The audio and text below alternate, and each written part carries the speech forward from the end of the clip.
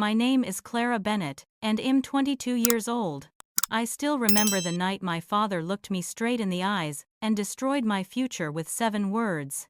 I had just gotten home from my waitressing shift, my feet aching and my apron still smelling like grease and coffee. Tomorrow was supposed to be the day I finally paid my college tuition with the savings account my late grandmother had set up for me 15 years ago. I walked into our living room and found my parents sitting on the couch with my older brother Derek standing behind them, all wearing expressions that made my stomach drop.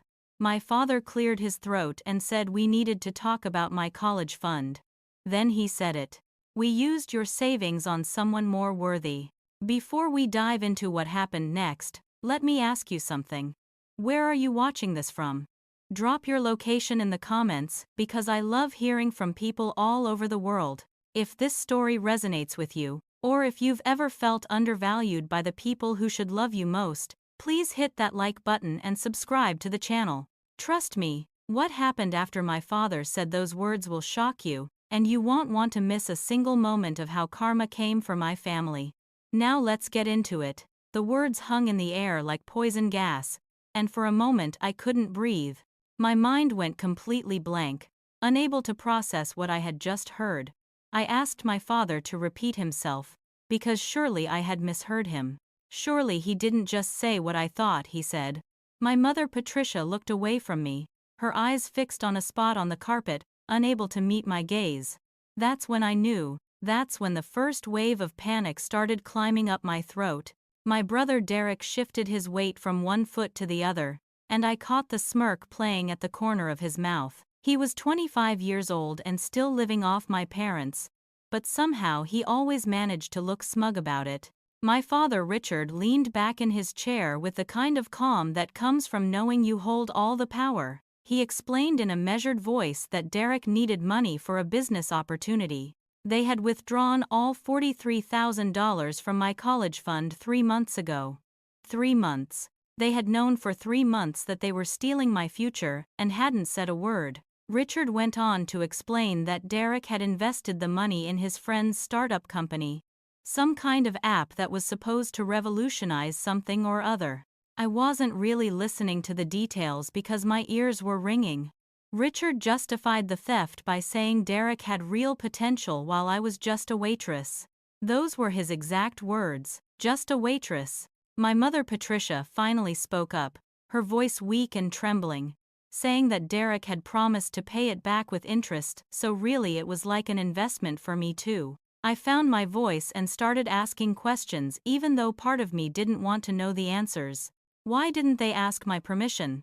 Richard said the account was technically in his name as trustee until I turned 25, so legally, he could do whatever he wanted with it. I reminded them that Grandma Ruth had specifically saved that money for my education.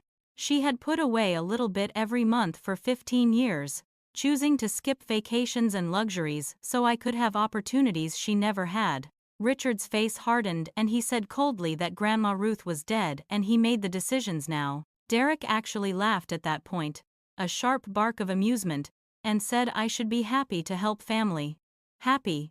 He thought I should be happy that they stole from me. My hands started shaking and I had to sit down before my legs gave out. The reality of the situation was crashing over me in waves. I had orientation in 2 weeks. I had already given notice at my apartment because I was supposed to move into the dorms. I had quit my second job because I thought it'd be too busy with classes to work full-time. I asked them what I was supposed to do now, and my father suggested I take out student loans like everyone else, as if he hadn't just stolen the one thing that would have kept me out of debt. My mother added that I was being dramatic and I should be more supportive of my brother's dreams. Then Richard really twisted the knife. He started listing all of Derek's supposed accomplishments from high school. The baseball trophy, the honor roll certificate from sophomore year, the time he won a debate competition. He compared these things to my average achievements, as if being a consistent student who worked 2 jobs to save extra money wasn't worth anything. Richard said that investing in Derek was smart because Derek had business sense, while my education was uncertain because nursing was a field that might not even need workers in a few years. The logic was so twisted I couldn't even argue with it. Derek jumped in to add that he'd probably hire me at his company someday, if I needed a job after nursing didn't work out. The condescension was dripping from every word. That's when I realized this wasn't a spur-of-the-moment decision. They had planned this for months. They had discussed it, decided on it, moved the money, and never intended to tell me until I asked about paying my tuition. They thought they could just present it as a done deal and I'd accept it. I tried to reason with them, even though I could feel it was pointless. I pulled out my acceptance letter to nursing school from my bag and showed it to them with shaking hands. I explained that I had already been accepted, that I had a partial scholarship that covered half my tuition, but I needed the savings for the other half plus room, and board and books and supplies. I begged them to at least give me half the money back. Just half. I could take loans for the rest. I could make it work with half. Richard refused without even considering it. He said Derek needed the full amount for his business to have any chance of success. My mother told me to stop being so selfish and to think about Derek's future for once instead of always thinking about myself. Always thinking about myself. I had worked since I was 16 years old. I had never asked them for anything. And I was the selfish one. Derek pulled out his phone and started showing me pictures like he was twisting a knife he enjoyed holding.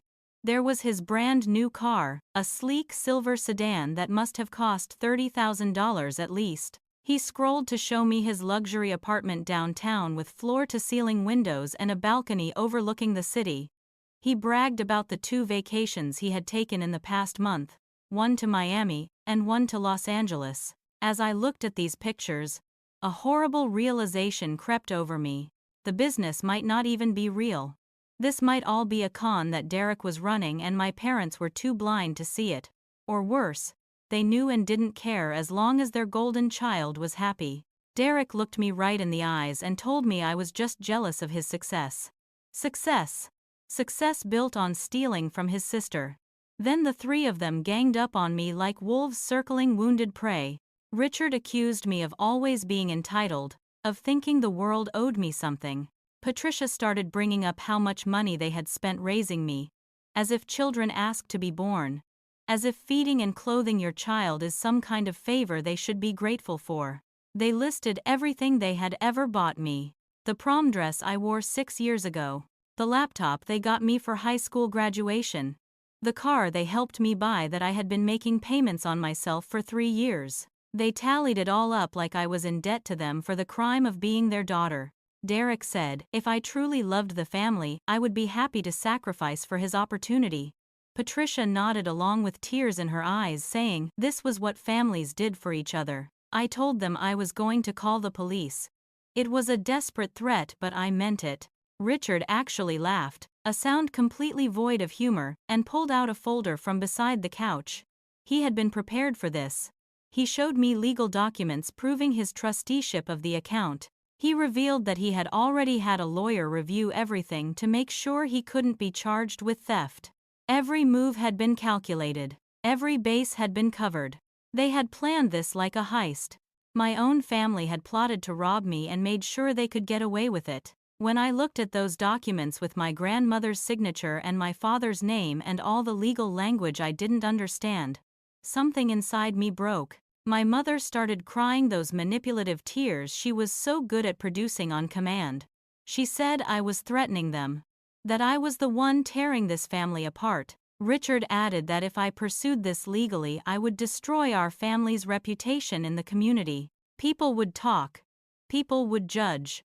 And somehow that would be my fault, not theirs for stealing from me. The gaslighting was so thick I felt like I was suffocating. Then came the final insult that pushed me past heartbreak into pure shock.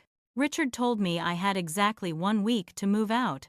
1 week. They were converting my childhood bedroom into Derek's home office because he needed it for his expanding business operations. My mother nodded along as if this was perfectly reasonable. Derek was already measuring the room with his eyes, probably planning where to put his expensive desk. They expected me to thank them for giving me a whole week to figure out where to live. I was facing homelessness, no education, no savings, and my family thought they were being generous. I was still sitting there in shock, trying to figure out how my life had fallen apart in the span of 20 minutes, when I heard a car door slam outside. Heavy footsteps came up the walkway and there was a firm knock at the door. My father got up to answer it and I heard a voice that made my heart leap with something that might have been hope. Grandpa Walter. My father's father, 78 years old and still strong as an oak tree, walked into the room with the kind of presence that makes everyone stop talking. He was a retired military veteran, a man who had served 3 tours and came home to build a successful contracting business from nothing. People respected Walter Bennett. People listened when he spoke. Richard had called him earlier, hoping Walter would take his side in this family meeting, not realizing that he was inviting his own judgment. Walter lived 2 hours away in a small house he had built with his own hands after my grandmother Ruth died. He had been told there was a family meeting about Clara's future but not the specific details. When he walked in and saw me sitting there with tears streaming down my face, saw Richard looking defensive, saw Patricia wringing her hands, saw Derek smirking in the corner, his eyes narrowed. Walter stood in the center of the room and asked in his deep, measured voice what exactly was going on here. Richard eagerly launched into his explanation, painting himself as the reasonable father making tough decisions for the good of the family. He portrayed me as an ungrateful daughter who didn't understand business and didn't want to help my brother succeed. He made Derek sound like the next Steve Jobs and made my education sound like a foolish gamble. Walter listened without interrupting, his weathered face completely unreadable. I had seen that face across the dinner table my whole life, but I had never been able to tell what he was thinking when he went still and quiet like that. The only sign that he was upset was the way his jaw tightened, a small muscle jumping beneath the skin. When Richard finally finished his rehearsed speech, Walter turned to him very slowly. The silence stretched out for what felt like minutes. Then he asked the question that changed everything. "You took the money Ruth saved for 15 years for Clara's education?" His voice was quiet, but it carried weight like thunder in the distance.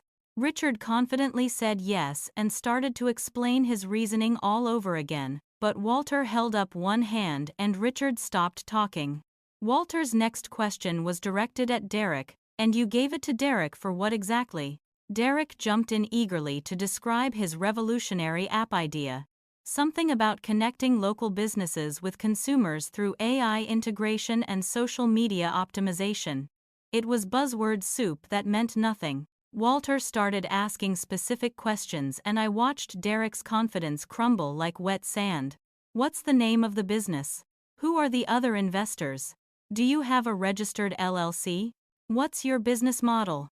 How do you plan to monetize?" Derek's answers got vaguer and more defensive with each question. The paperwork was in process. The business partner was handling the registration. The monetization would come later after they built a user base. Walter asked to see the business registration documents and Derek made excuses. He asked for bank statements showing where the investment money went and Derek got angry, saying Walter was being invasive and unsupportive. Richard told Walter to stop interrogating Derek like he was on trial. Patricia said Walter was being old-fashioned and didn't understand how modern businesses worked. Derek accused Walter of being stuck in the past, saying that businesses today didn't work like they did when Walter was young. But Walter didn't get angry. He just kept asking calm, pointed questions that Derek couldn't answer. "Where's your business plan? Who's your target demographic? What market research have you done?" With each question, Derek looked more and more like a child caught in a lie. I watched hope build in my chest, but I was afraid to let it grow too much in case it got crushed again. Then Walter did something that made my father's face go pale. He pulled out his phone and started showing us screenshots he had saved. He had already done research on Derek's business partner before coming here. The man's name was Tyler Hoffman, and he had started 3 companies in the past 5 years. All 3 had failed. 2 of them had fraud allegations attached. There were articles about investors losing money, lawsuits filed and settled, a trail of financial destruction. Walter had found all of this with a simple internet search. Derek's face went from red to white. Richard told Walter to mind his own business, but his voice shook. The confrontation escalated as Walter stated calmly that Ruth had made him promise on her deathbed to make sure Clara got her education. She had known that Richard might try something like this. She had known her son's character better than I wanted to believe. Richard's face turned purple with rage, and he shouted that Ruth had no right to dictate from beyond the grave, that this was his family and his decision. Walter reminded Richard in a voice like iron that Ruth had been his mother, and honoring her wishes was the least Richard could do. Patricia tried to play peacemaker, but she sided with Richard, saying everyone needed to calm down and respect Richard's authority as the head of household. Derek threatened to leave if Walter kept attacking him, as if his presence was some great gift we couldn't afford to lose. Walter looked at his son with something like disgust and said he had stayed quiet about family secrets for too long. Then he dropped a bomb that made my jaw fall open. He revealed that 5 years ago, Richard had gambling debts totaling $60,000. I had no idea. I had been 17 and completely oblivious. Walter explained that Richard had been betting on sports, on poker games, on anything he could wager money on. When the debts got so bad that loan sharks started calling the house, Richard had gone to Ruth begging for help. Ruth had paid off every cent of those debts on one condition. Richard had to promise never to touch Clara's college fund. He had to swear on everything he held sacred that my education money was untouchable. Richard's face was a mask of rage and humiliation. Patricia claimed she knew nothing about any of this, but Walter's expression said he didn't believe her. The revelations kept coming like punches. Walter turned his attention to Derek and exposed truths my parents had hidden for years. Derek hadn't graduated from college like everyone thought. He had dropped out after one semester, spending his tuition money on partying and gambling just like his father. Richard and Patricia had covered it up, telling extended family that Derek had graduated with honors. Every time someone asked about Derek's degree, my parents lied. The business opportunities Derek kept talking about had all been scams. He had fallen for a pyramid scheme selling supplements. He had invested in a friend's food truck that never got off the ground. He had put money into cryptocurrency at the worst possible time and lost it all. Walter had been watching this pattern repeat itself, and now Derek had gotten his hands on my college fund to waste just like he wasted everything else. Derek had borrowed money from 6 different relatives over the years, always with promises to pay it back, never following through. But Walter wasn't done. He turned to Patricia and revealed that she had known about the plan to take my money for 2 months. 2 whole months she had kept this secret, had sat across from me at dinner, had kissed me goodnight, all while knowing they were going to steal my future. She had helped Richard forge some of the paperwork because his handwriting didn't match the signatures they needed. Patricia had been promised a new car from Derek's business profits. That was her price. A car. She had sold out her daughter for a car that would never materialize. Walter pulled out his phone again and showed me text messages between Patricia and Derek. Planning messages. Conspiring messages. Messages where Derek called me names and Patricia laughed along. The betrayal was so complete I felt numb. Richard started verbally attacking me with a viciousness I had never seen before. Backed into a corner with all his lies exposed, he lashed out at the easiest target. He called me stupid for thinking I deserved that money. He called me worthless and said I had been a burden on this family since the day I was born. He revealed that he had never wanted a daughter, only sons. He had resented every dollar spent on my food, my clothes, my school supplies. He had hated taking me to father-daughter dances. He had been disgusted by having to pretend to be proud of me. Every kind word had been a lie. Every smile had been fake. Patricia sat there crying, but she didn't defend me. She didn't say a single word in my defense. She just cried quietly like she was the victim in all of this. Derek saw his father attacking me and decided to join in. He threatened to cut off all contact with the family if they didn't support his business.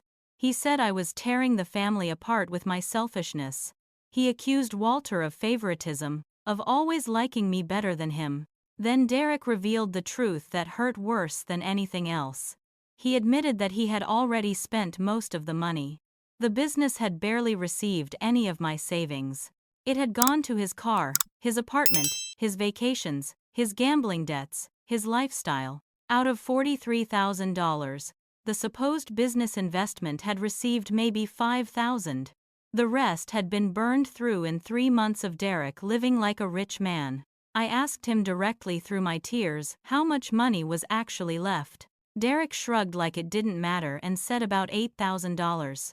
$35,000 was just gone. Evaporated. Wasted on nothing. I started crying so hard I couldn't breathe. My whole body shook with sobs. Richard told me to stop being so dramatic, that I was embarrassing myself.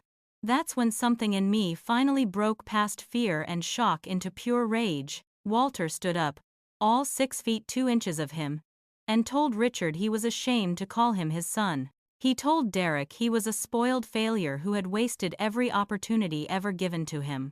He told Patricia she was an enabler who had chosen the easy path of going along with abuse rather than standing up for what was right. Then Walter turned to me and said I was coming home with him tonight. Richard laughed and said I was an adult who could make my own choices, implying that I was too weak to leave. That's when Richard revealed the full extent of their trap. He informed me with a smile that he was listed as a co-signer on my car loan. If I left with Walter, he would report the car as stolen. I had been making the payments myself for 3 years, but because he had helped me get the loan initially, his name was on the title. Without that car I couldn't get to work, except I didn't have work anymore. But I didn't know that yet. Richard also had my birth certificate, my social security card, and other important documents locked in his safe. He refused to give them to me. He said if I wanted them I could take him to court, which would cost money I didn't have. Every move I tried to make had already been blocked. They had thought of everything. Then Derek dropped his own bomb. He revealed casually, like it was funny, that he had called my workplace yesterday and told my manager that I was quitting effective immediately. He had imitated my voice, said I had a family emergency and wouldn't be returning. He thought it was hilarious because I was supposed to be going to college anyway, so why did I need the job? I stared at him in horror as the reality sank in. I was jobless. I had no money. I had no place to live in 1 week. I had no transportation I could legally use. My family had systematically destroyed every safety net I had. Derek showed no remorse. He actually laughed about it again, his eyes glittering with meanness. The yelling had gotten loud enough that the neighbors started to notice. Someone knocked on the door to ask if everything was okay. Another neighbor stood on their porch watching our house with concern. Patricia begged everyone to quiet down, desperate to avoid the embarrassment of the neighborhood knowing what was happening. Richard insisted everything was fine, just a family discussion that got a little heated. Walter suggested pointedly that perhaps we should continue this conversation with lawyers present, and I saw fear flash across Richard's face for the first time. Richard suddenly changed tactics in a way that might have worked if I hadn't already seen behind his mask. His voice went soft and reasonable. He offered to let me stay in the house if I apologized for my attitude and my accusations. All I had to do was say I was sorry for causing drama, and then I could work for Derek's company for free to earn back the trust fund money. It would only take a couple of years. Maybe 5. Patricia jumped on this idea, calling it a fair compromise that showed how much they loved me. Derek smiled that cruel smile and I saw exactly what my life would become. Years of servitude to a brother who despised me, working for a fake company, never getting paid, never escaping. It was slavery dressed up as family obligation. For the first time in my life I found the strength to refuse my father to his face. I told him exactly what I thought of him. Every word I had swallowed for 22 years. I told him he was a pathetic gambler who destroyed everything he touched. I told Patricia she was a coward who sacrificed her daughter to keep a man who didn't even respect her. I called Derek a lazy con artist who had never worked a real day in his life, and never would. I said I would rather be homeless than spend one more day in their house. The words came out like poison I had been holding in my whole life. Richard's hand came up fast and I flinched, thinking he was going to hit me. Walter moved faster than I thought a 78-year-old man could move. He stepped between us, his hand catching Richard's wrist mid-air. He told Richard in a voice that could cut steel not to touch me. Father and son stared at each other for a long moment and Richard backed down, but he continued making verbal threats. He said I would regret this. He said I'd come crawling back within a week. He said no one would help me because he'd make sure everyone knew what a terrible daughter I was. Walter told me to go pack a bag with whatever I could carry. I was leaving tonight. Patricia moved to physically block the stairs, her arms spread wide, crying about how I was abandoning the family. That's when I heard another car pull up outside. Walter had made a phone call while Richard was yelling at me.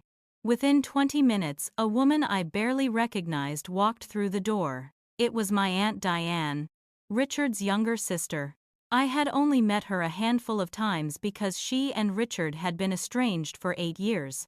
She was a family lawyer who had built a successful practice downtown. Walter had contacted her hours ago when he first got Richard's call about a family meeting. Walter had suspected something was wrong and wanted backup. Diane had been waiting outside in her car for Walter's signal.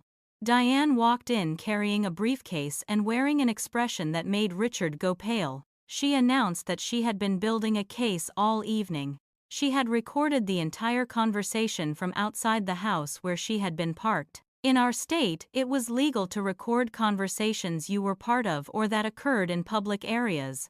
And our raised voices had carried into the street. She had documentation of the trust fund's original terms that Walter had provided her. She had a copy of Ruth's will that contained specific clauses about how the education fund could be used. There were conditions Richard had violated. There might actually be legal recourse. For the first time since this nightmare started, I felt something like hope.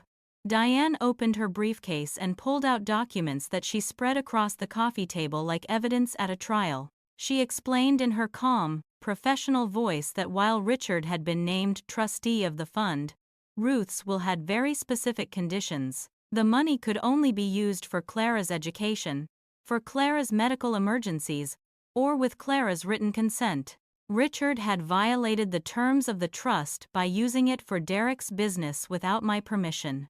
Diane had Ruth's original will with 3 witness signatures, notarized and filed with the county. The document was ironclad. Richard could actually face legal consequences for misappropriation of funds.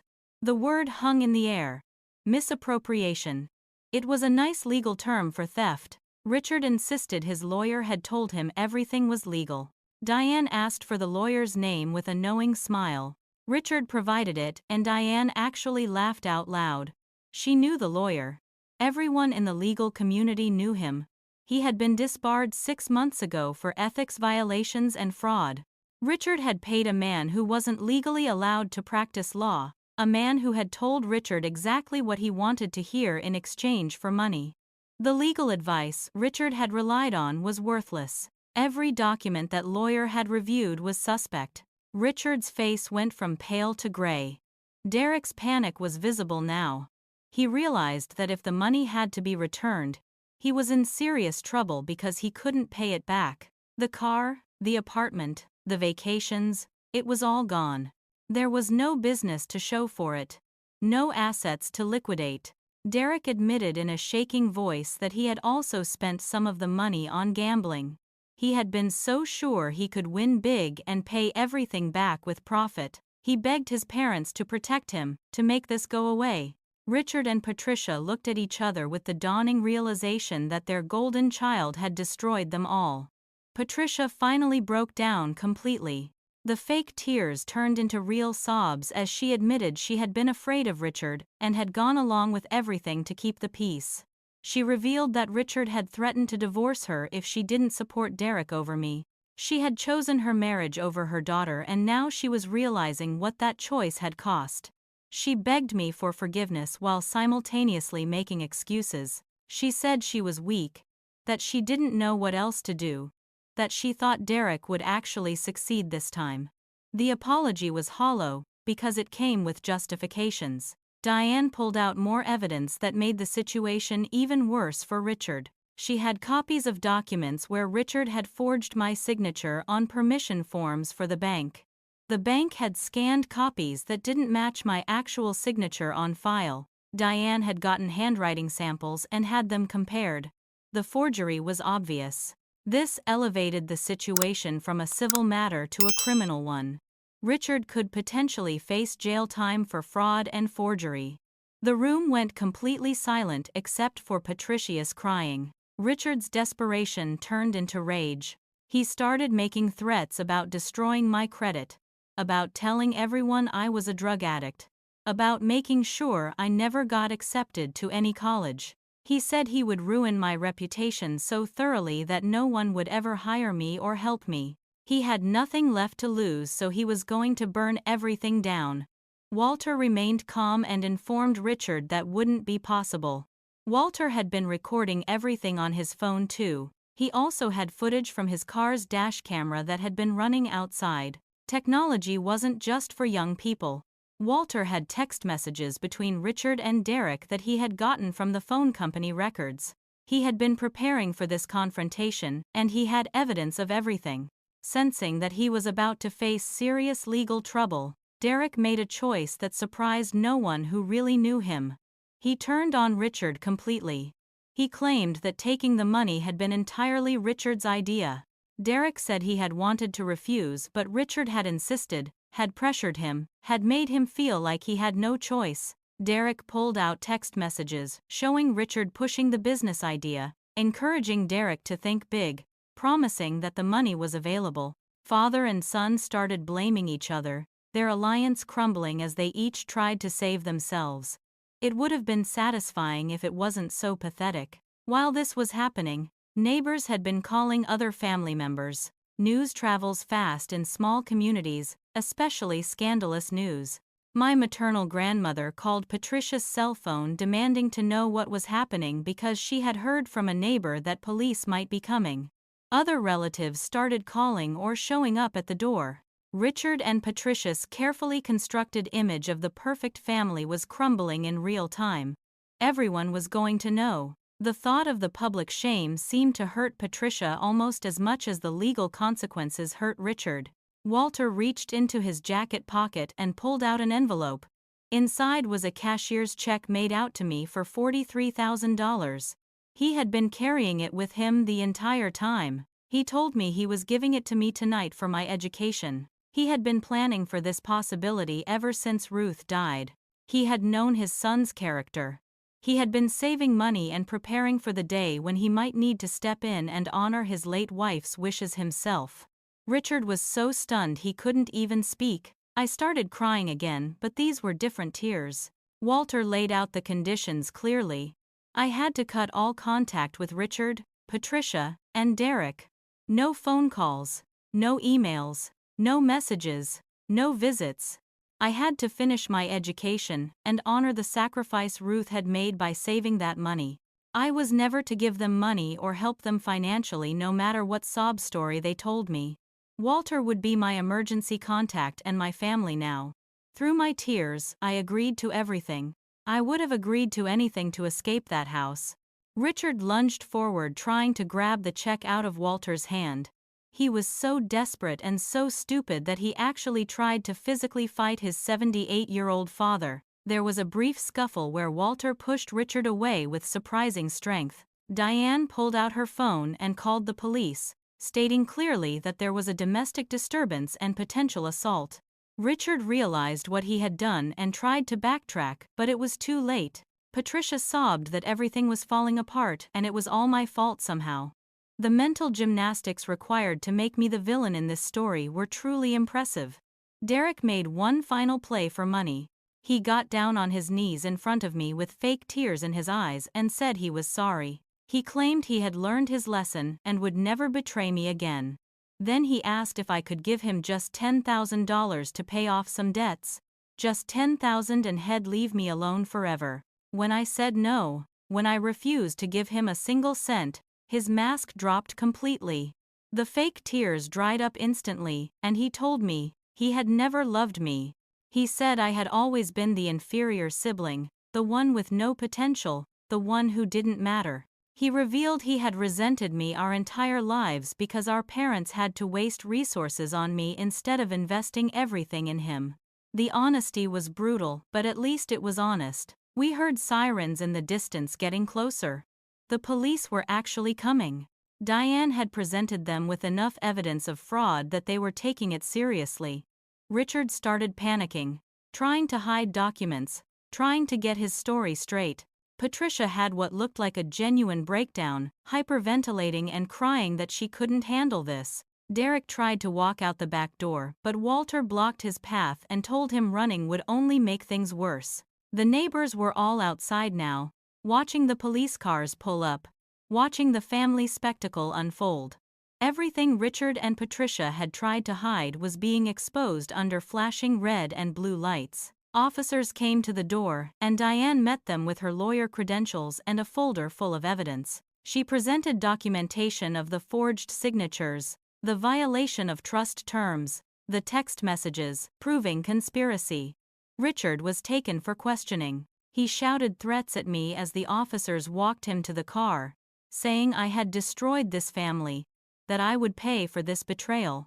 Patricia was taken to the hospital by ambulance for a mental health evaluation because she was having a panic attack so severe they were worried about her heart. Derek tried to charm the officers, but they weren't having it. He was told to stay available for questioning and not to leave the state. The neighbors watched everything, their phones out recording, their expressions ranging from shock to satisfaction. The Bennett family's dirty laundry was being aired for the whole street to see. Diane and Walter helped me pack my essential belongings while the police supervised to make sure there was no more violence. I grabbed clothes, my laptop, my important papers that Richard hadn't locked away, photographs of Grandma Ruth. I left behind my childhood, my naivety, my desperate need for my parents' approval. Richard continued shouting from the police car about how I was an ungrateful daughter who would regret this. Derek begged the officers to let him go like he was the victim somehow. Patricia was loaded into an ambulance still crying about how her family was being destroyed. I walked out of that house for the last time and I didn't look back. Aunt Diane offered me her spare room for as long as I needed it. She lived alone in a townhouse near the university and had plenty of space. She said she would help me apply for additional scholarships and grants. Diane revealed that she had gone through something similar with Richard years ago. He had tried to borrow money from her for one of his gambling debts, and when she refused, he had spread lies about her to the family. That's why they hadn't spoken in 8 years. She understood exactly what I was going through because she had survived it herself. For the first time all night, I felt like maybe I wasn't alone. Walter told me this was painful but necessary. He shared that Ruth had worried this exact scenario might happen. That's why she made him promise to watch over me and protect my education fund. Walter apologized for not acting sooner, for giving Richard the benefit of the doubt for too long. I realized that my grandmother's love was still protecting me, even though she had been gone for 3 years. She had known her son's weaknesses, and she had planned for this. The thought made me cry again, but these were grateful tears. The realization hit me all at once. I had been emotionally abused for years and had normalized it. I could see now how they had always prioritized Derek over me, how they had manipulated me into being grateful for basic parental obligations, how they had trained me to accept less than I deserved. I felt guilty for not seeing it sooner. Walter assured me that wasn't my fault. Abusers are good at what they do. They make you think everything is normal until one day you wake up and see the truth. Tonight had been my wake-up call. I woke up the next morning in Diane's guest room and for a few blissful seconds I didn't remember where I was or why. Then reality came crashing back and I started crying. I cried for the family I thought I had. I cried for the parents who were supposed to love me. I cried for my grandmother who had tried to protect me. I cried for myself and all the years I had spent trying to be good enough. Walter heard me from downstairs and came up with breakfast on a tray. We sat together, and he let me cry without trying to fix it. Sometimes that's all you need. Someone to sit with you in your pain and confirm that you have every right to feel it. Diane arrived mid-morning with a stack of legal documents for me to review. She had worked through the night preparing a formal complaint against Richard for misappropriation of trust funds and fraud. The bank was already investigating the forged signatures. Richard's supposed lawyer, the disbarred one, was facing additional scrutiny from the state bar for practicing without a license. Derek was named as a co-conspirator in the civil suit. Patricia was being questioned, but she was claiming ignorance about the forgery, saying Richard had handled all the paperwork. We began planning the next steps of the legal battle that I never wanted but had to fight. Derek's business partner, the infamous Tyler Hoffman, showed up at my father's house that afternoon looking for Derek. According to the neighbor who called Diane to tell us about it, Tyler was furious. He revealed to anyone who would listen that Derek had lied about having investors and capital. Derek had promised him $50,000 for the business but had only delivered $5,000. Tyler threatened to sue Derek for fraud and breach of contract. Derek had no money to give him, and no assets worth seizing. The business partner left shouting threats, while Derek hid inside the house. The whole neighborhood heard everything. Richard started calling me from the police station using different officers' phones, trying to get around the blocked numbers. He left voicemails that alternated between apologies and threats. In one message he would beg me to drop the charges and say we could start over as a family. In the next message he would threaten to countersue me for defamation and claim I had stolen from him. The inconsistency showed how desperate he was. Walter blocked every new number and we saved all the voicemails as evidence of harassment. Patricia sent me letters from the hospital where they were holding her for psychiatric evaluation. The letters were masterpieces of manipulation. She claimed to be suicidal over the situation our family was in, as if I had created this situation instead of just refusing to be a victim of it. She begged me to forgive Richard and Derek, saying they made mistakes, but they were still family. She said I was killing her with the stress, that her blood pressure was dangerously high, that I needed to drop the charges before she had a heart attack. Diane advised me not to respond to any of the letters. Responding would only encourage more manipulation. The extended family split into factions like a civil war. Some relatives believed Richard's version of events where I was an ungrateful child who had blown things out of proportion. They stopped speaking to me and to Walter and to Diane. Other relatives were horrified when they learned the truth and reached out to offer support. I lost relationships with several aunts and uncles who decided that keeping peace with Richard was more important than standing up for what was right. But I also discovered which family members truly cared about me versus which ones just wanted to avoid conflict. The trash took itself out. Derek's world fell apart spectacularly. His car was repossessed when he missed payments. Turns out he had bought it with a loan he couldn't afford, banking on the business making him rich. He was evicted from his luxury apartment for non-payment of rent. The landlord had to take him to court to get him out. Derek's so-called friends disappeared the moment the money was gone. He tried to move back in with Richard and Patricia, but they were facing their own financial crisis and refused to take him in. Derek ended up living in a cheap motel and working at a fast food restaurant. The fall from grace was swift and absolute. Richard started a campaign on social media portraying himself as a father betrayed by his ungrateful daughter. He posted long rants about how he had sacrificed everything for his children only to be attacked by his own family. Several people who knew the real story called him out in the comments and Richard deleted the posts, but not before screenshots were taken and shared. His reputation in the community was destroyed beyond repair. People who had respected him for years now crossed the street to avoid talking to him.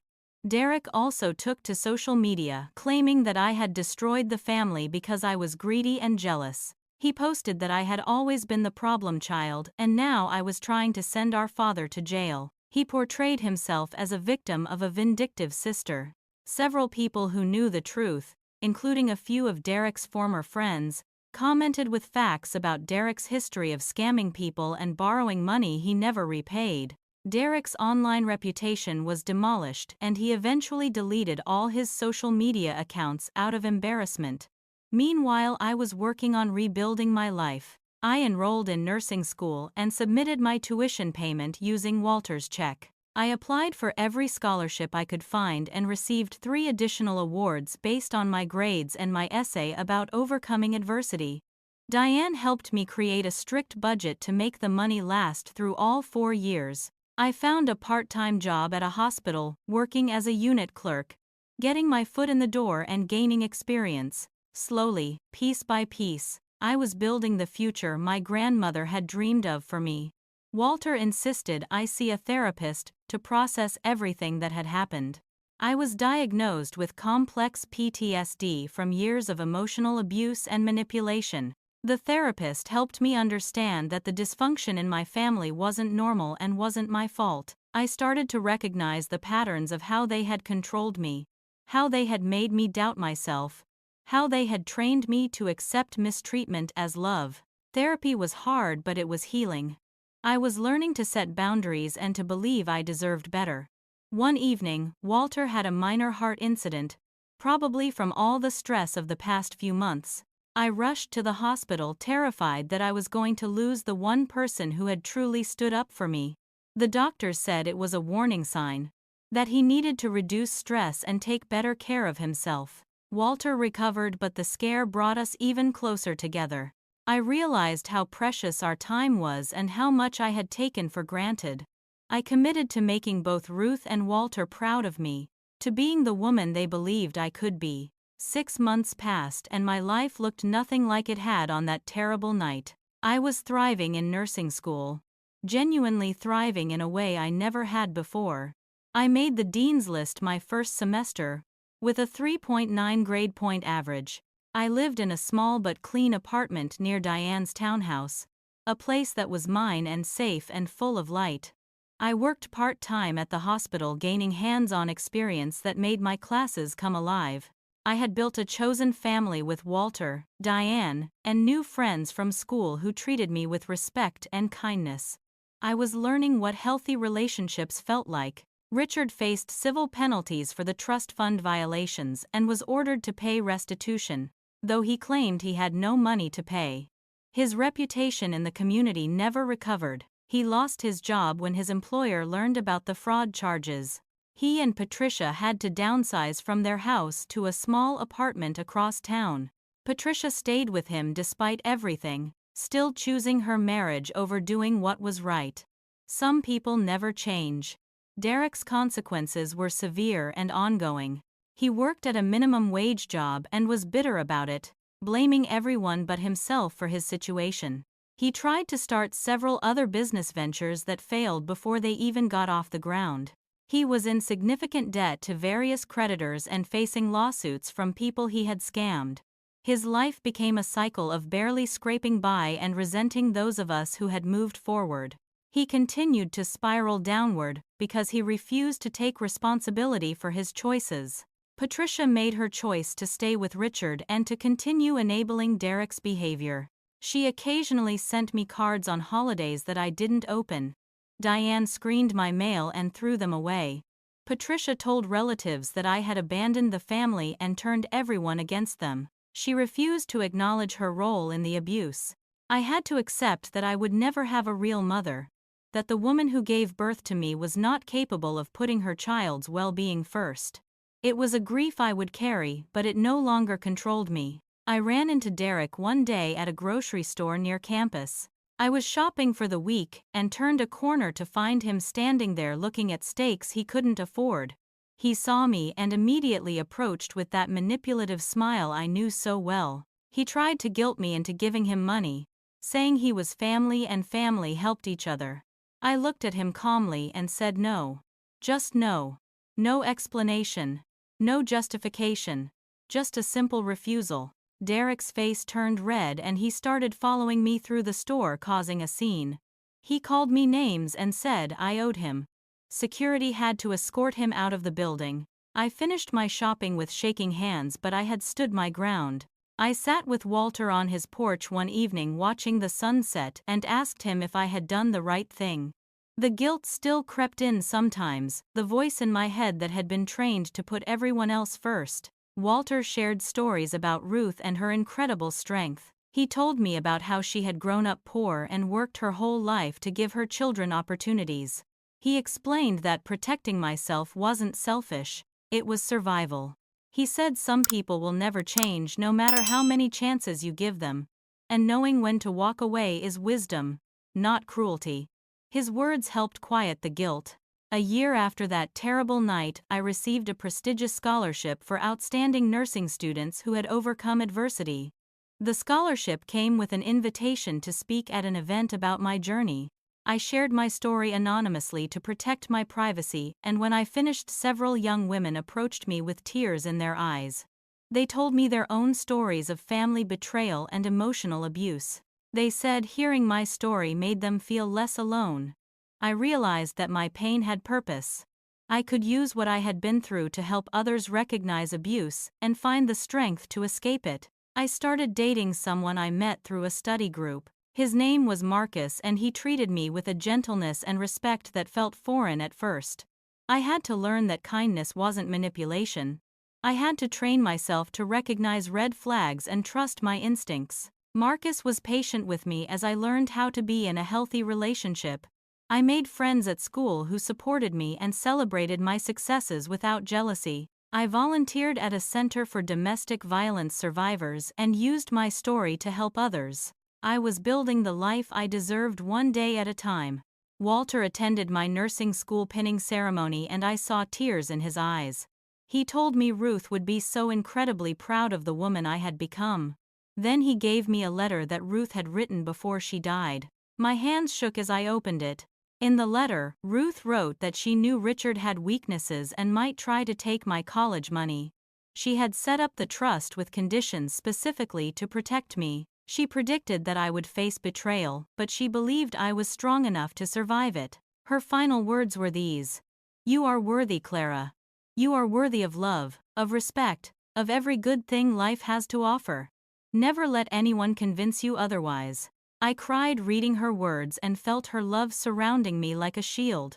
I thought about the journey from that terrible night to this moment of triumph.